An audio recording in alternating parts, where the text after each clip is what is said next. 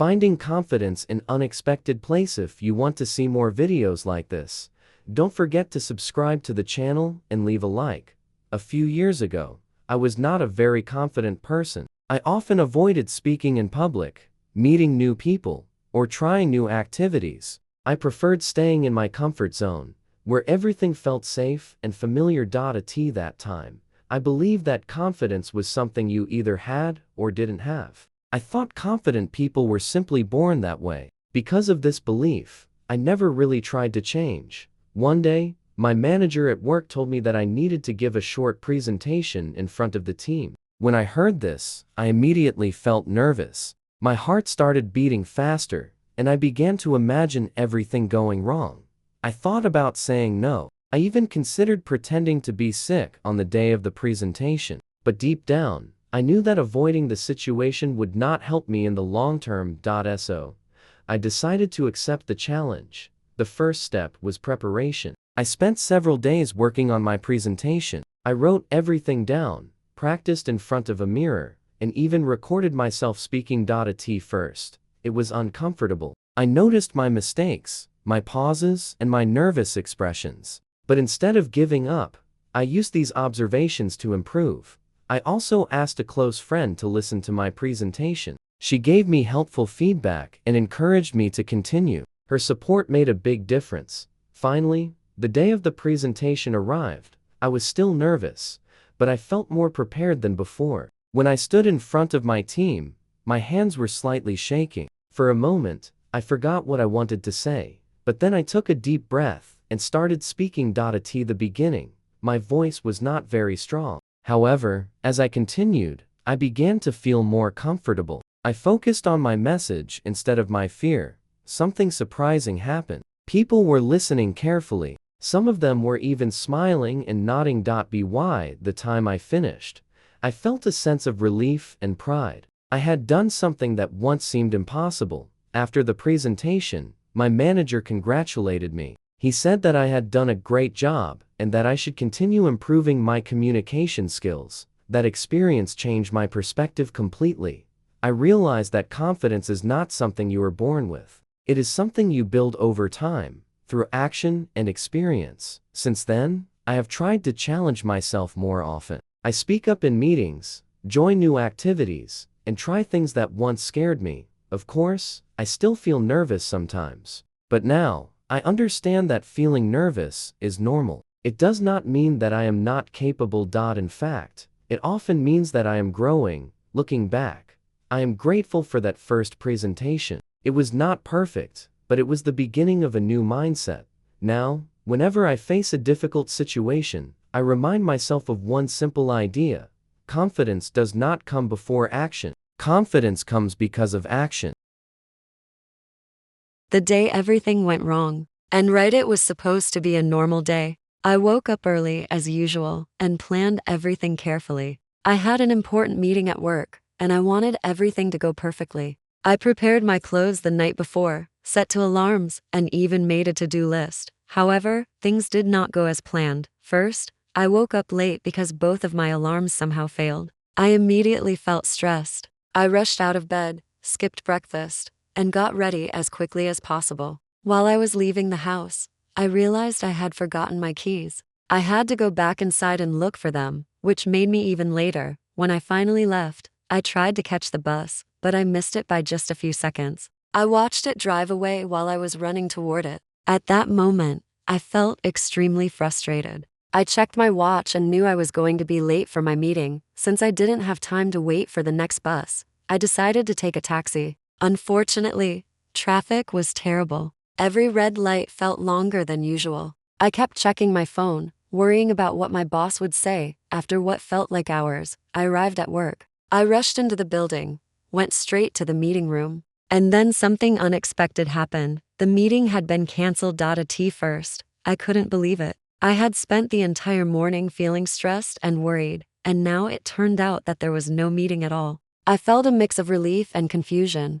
I decided to sit down and take a deep breath. For the first time that day, I stopped rushing. I noticed how tired I felt. That's when I realized something important. I had been living every day in a hurry, always thinking about the next task, the next responsibility, since I suddenly had free time. I decided to do something different. Instead of going back to my usual routine, I went outside and walked to a nearby park. The park was quiet and peaceful. People were walking their dogs, reading books, or just sitting and enjoying the weather. I found an empty bench and sat down. At first, I didn't know what to do. I wasn't used to having unplanned time, but slowly, I started to relax. I watched the trees move in the wind and listened to the sounds around me. After a while, an elderly man sat next to me. He smiled and said, "Hello." We started talking. He told me that he used to work in a very busy job, just like me. But one day, he realized that he was always rushing and never enjoying life. He said something I will never forget.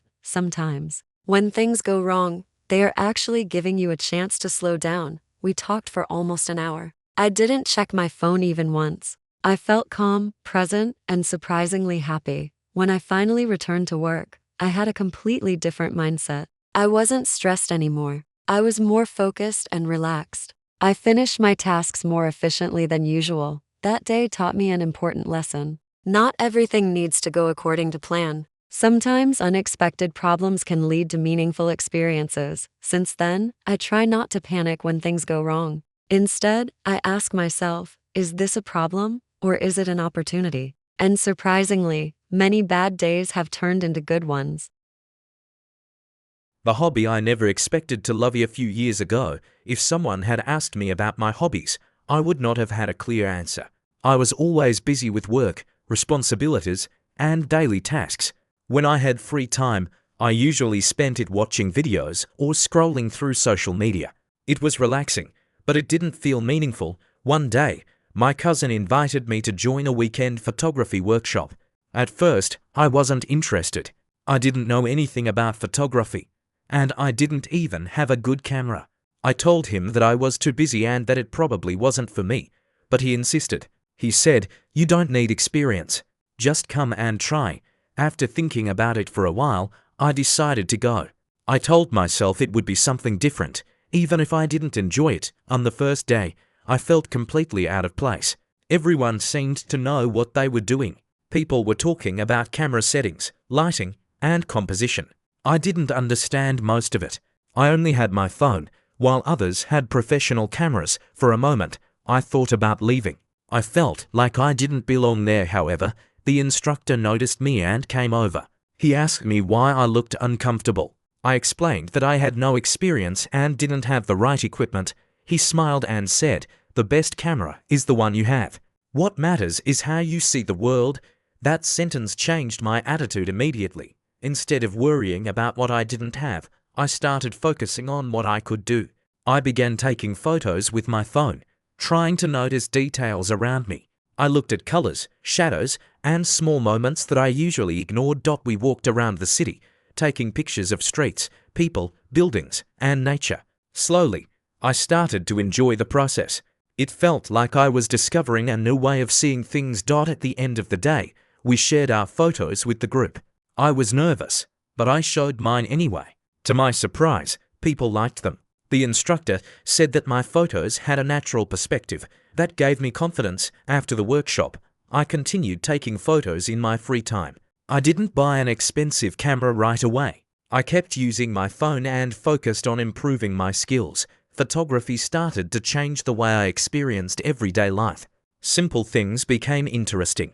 A cup of coffee, a rainy street, or a sunset could become a beautiful photo. More importantly, it helped me slow down. Instead of rushing through my day, I began to pay attention to my surroundings. I noticed details I had never seen before. Over time, photography also became a way to express myself. When I felt happy, I took bright and colorful photos. When I felt thoughtful, I focused on quiet and simple scenes. A year later, I decided to buy my first real camera. By then, I understood the basics, and I felt ready to learn more. But I never forgot what the instructor had said on the first day. Even now, I remind myself that it's not about having the best equipment. It's about how you see things. Looking back, I am very grateful that I said yes to that workshop. It taught me more than just photography. It showed me the importance of trying new things, even when you feel unsure. Sometimes, The things we avoid are the ones that can bring us the most joy. Now, whenever I have free time, I don't automatically reach for my phone to scroll. Instead, I go outside, take photos, and enjoy the moment. And all of this started with a simple invitation that I almost refused. The 30-day challenge that changed my routine at the beginning of this year. I felt that my days were passing too quickly, but I wasn't really achieving anything meaningful. I was always busy, yet I didn't feel productive. I often ended my day thinking, what did I actually do today? I knew something needed to change, but I didn't know where to start. Big changes felt difficult and unrealistic. So instead of trying to change everything at once, I decided to try a simple experiment. A 30-day challenge. The idea was very simple. For 30 days, I would choose a few small habits and repeat them every single day. My goal was not perfection, but consistency.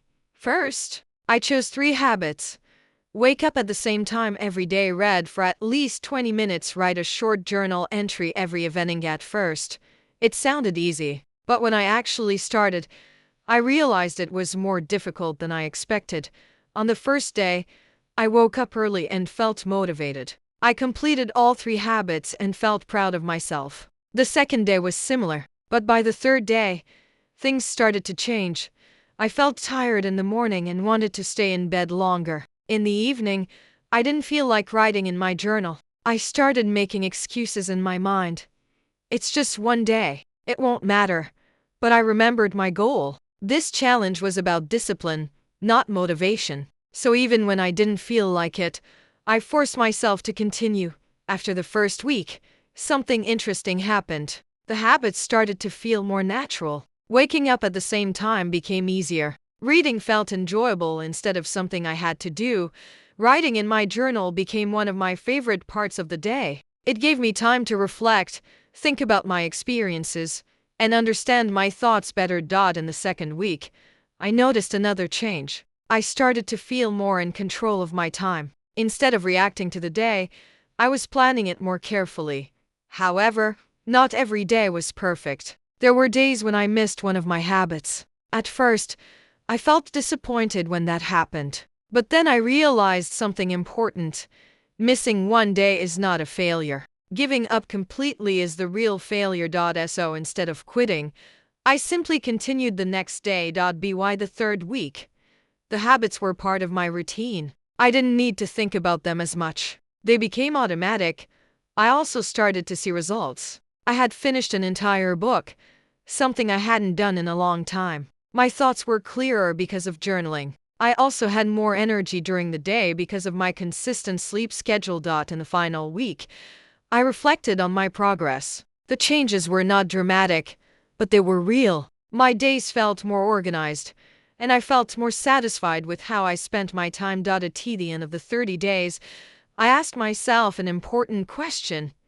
Should I stop now, or should I continue? The answer was clear. I didn't want to go back to my old habits.